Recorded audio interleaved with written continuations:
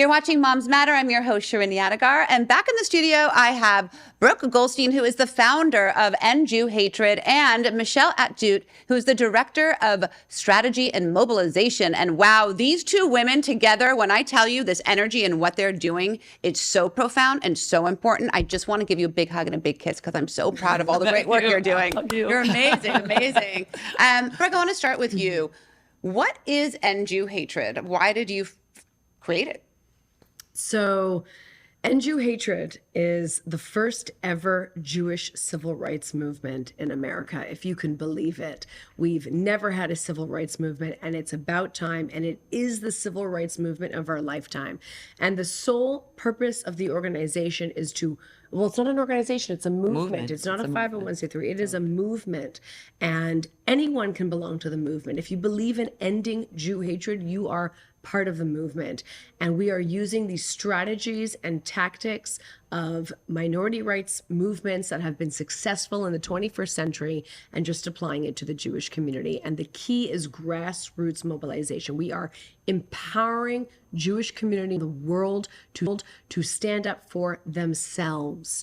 And so it has been incredibly rewarding and successful. It has blown up beyond our greatest, imagination and dreams. And I think because of the incredible people we're working with, like Michelle, who is in charge of our mobilization. No, it's not. It's, I'm going to take it a step further. Forget about the people that we're working with. For me, it's the passion that has arisen in everybody around us. So it's seeing whether it's accidental activists is, one term that I like to use, but seeing people that are awake now that weren't before.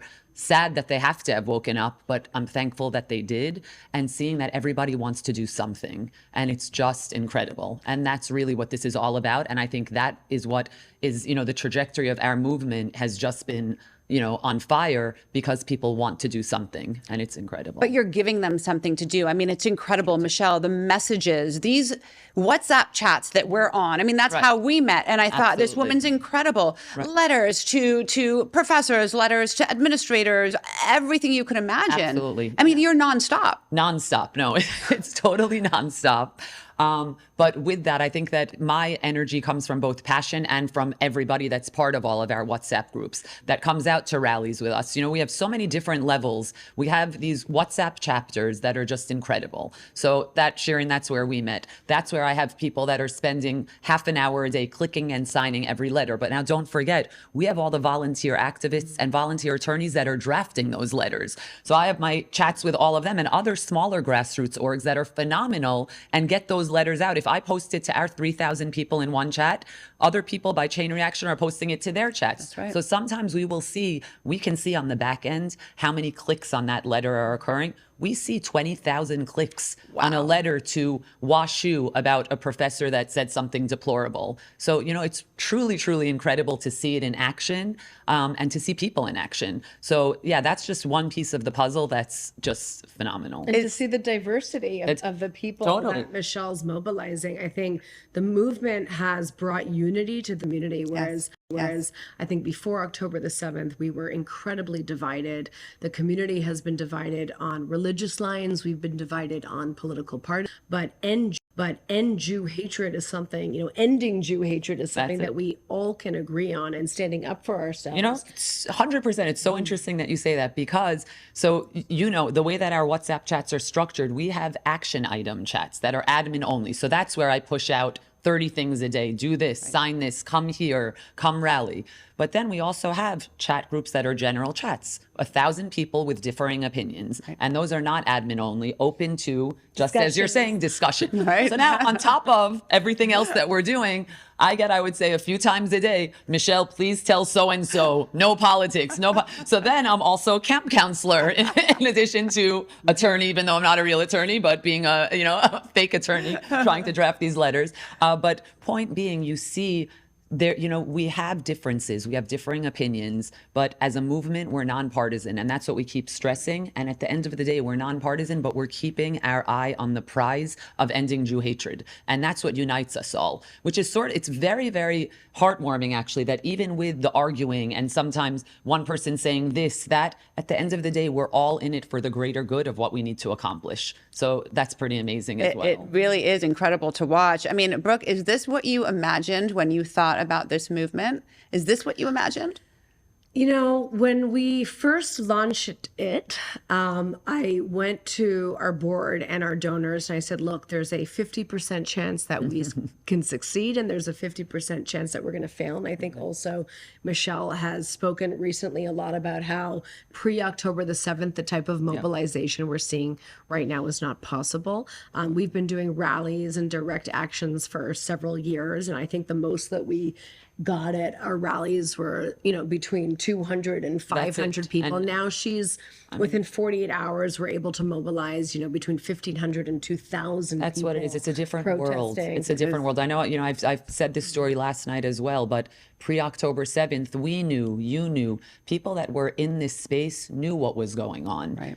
But the public at large didn't. So they didn't know when we were rallying in front of CUNY in 2021, 2022, we knew Nurdine Kiswani was the commencement speaker at CUNY Law. We knew that she was pure poison. We knew Fatima Mohammed in 2022 was the commencement speaker. So we were rallying. We were dealing with, elected officials on both sides, trying to affect change, within the CUNY system. But when I would try to get my own circles out, and within even our Ends Jew Hatred smaller chats at the time, out to come rally, it was tough because I had my own friends saying, CUNY, I don't have kids at CUNY, I have a kid at Yale, I have a kid at UPenn. CUNY mean to me. Right. But CUNY, I said, this is symbolic of what is going on. It's boiling, it's bubbling, and wake up. Yes. And now people have woken up. So now that same rally, wherever we might be, whether it's bringing kids out at Columbia, that rally will bring 1,500 people out. Angry people, passionate people ready to act. That's right, because people are realizing that these students all around the country are all of our students. It doesn't matter if we are personally That's what it invested in is. that school. And it's 100%. And you have really brought the community together in action and doing, because everybody wants to do something. Everybody wants but to. nobody knows what to do. And now through 100%. End Jew Hatred, they really And have. that's what's so amazing. I keep saying that people are sort of thanking us,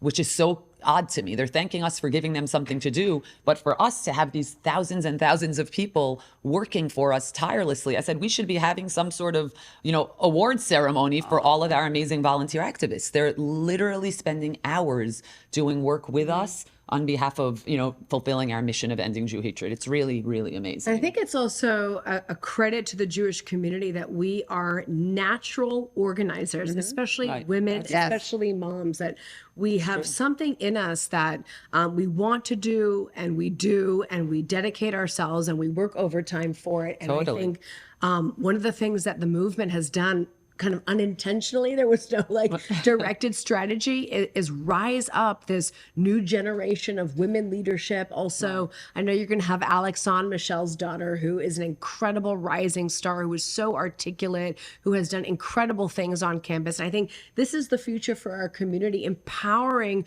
women to get into leadership positions, training them how to mobilize, and then putting, funding behind them, putting, pro bono legal support behind them. And that is also the partnership between the End Jew Hatred movement and the Lawfare Project. It's like this 1-2 punch. Yeah. No, it's incredible stuff. And I think another thing that I truly love about this movement is how organically things can happen. So, post October 7th, yes, the WhatsApp chats took off. And this whole concept of us doing these tiny URL campaigns were then mimicked by so many other grassroots orgs, which is incredible because we're amplifying each other.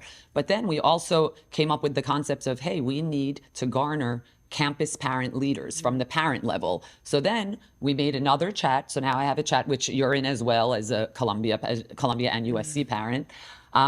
But we have these campus parent leaders who are our eyes and ears on the campus, in addition to our campus fellowship program that has students on the campus. So these campus parents now have been integral in our fight because, through, I don't know if, I'm sure you're very actually locked into this, but through Virginia Fox's team and, the House Committee on Workforce and Education, we've been in touch with them constantly, getting them information from our parent leader chat, because we put all of them to work, garnering the flyers that have been, distributed on campus, the horrible seminars that are going on, professor testimonials, et cetera, et cetera. So we've created this crazy sort of, incubated force that we're getting over to Congress so that they're armed with the information they need when they call these administrators to testify.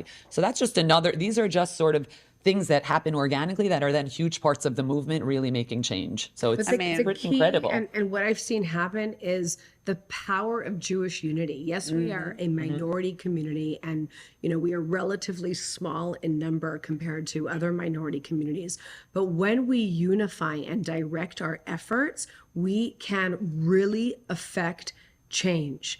And one of the greatest feelings that I had was when we launched the movement. We had one of our first protests against Jew hatred at USC. When Rose Rich, who was a Zionist, liberal Jewish student, was kicked off the student council, right? And we did a protest.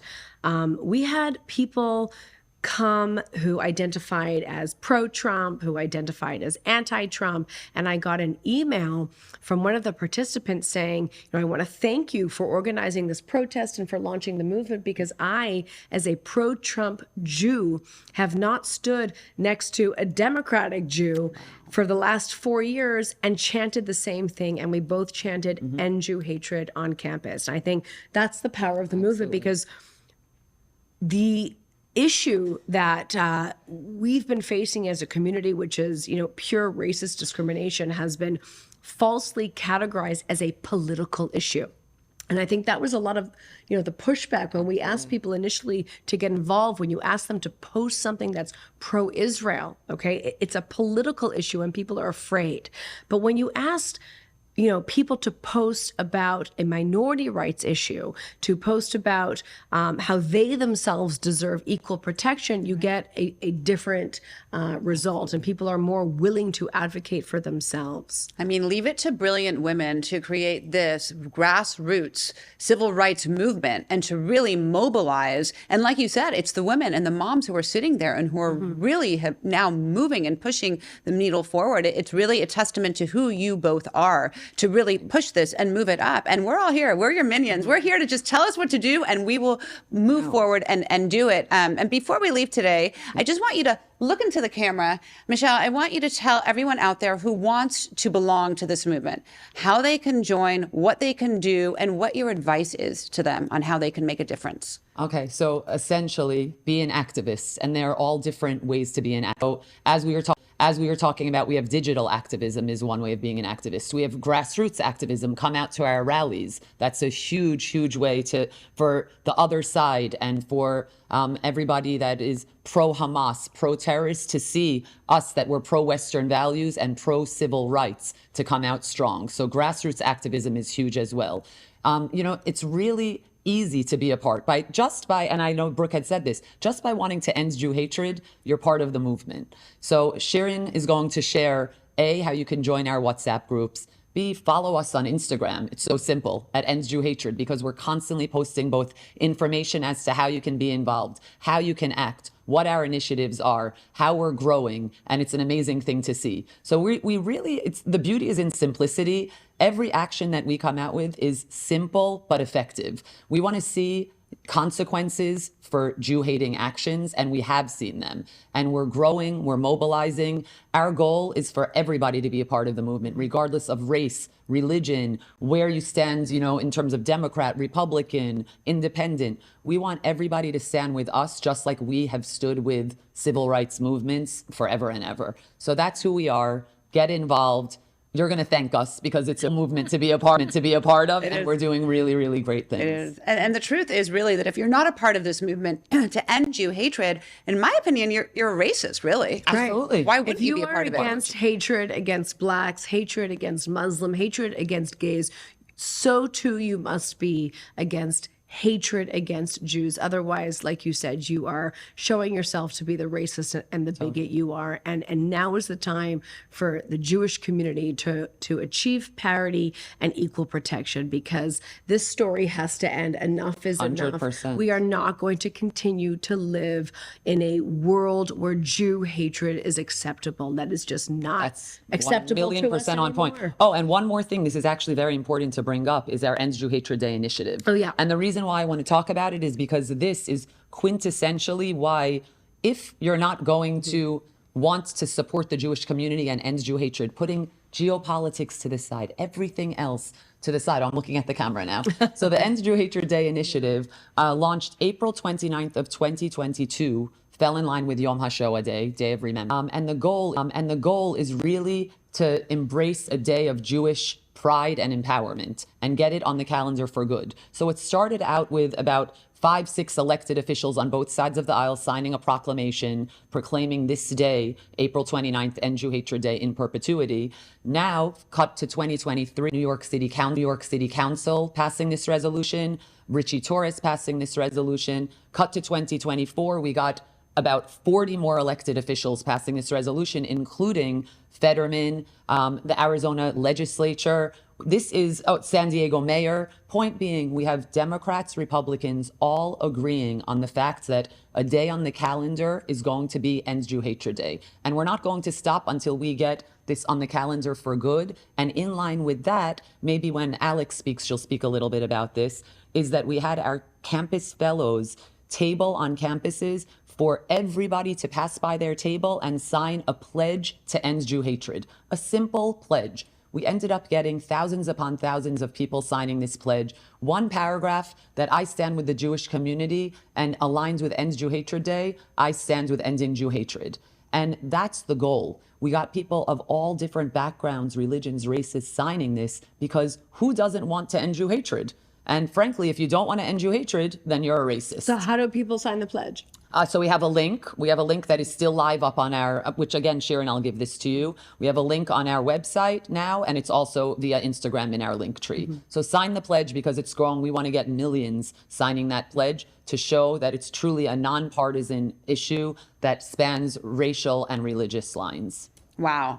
So, Michelle, thank it's you. a lot. Thank you for dedicating, I don't know, probably, I would say 18 hours a day, every day. Yes. And thank I'll you to give you. you a hug. I mean, Oh my gosh. thank you That to your was- husband Yes, for thank you, sharing my you husband. with the world and your children, who you've raised incredible children. And we're going to bring your daughter on next as well, but done such amazing work. And so Brooke, much. you are just the light with the vision. You're a 100%. brilliant woman who has created this movement. And we are here. We're standing behind you. And I agree. This is, if you don't join this movement, really, essentially, you're racist. racist. So Yeah. you don't want to be a That racist. should be our tagline. So- Another thing we just came up with. You see, I said everything's organic.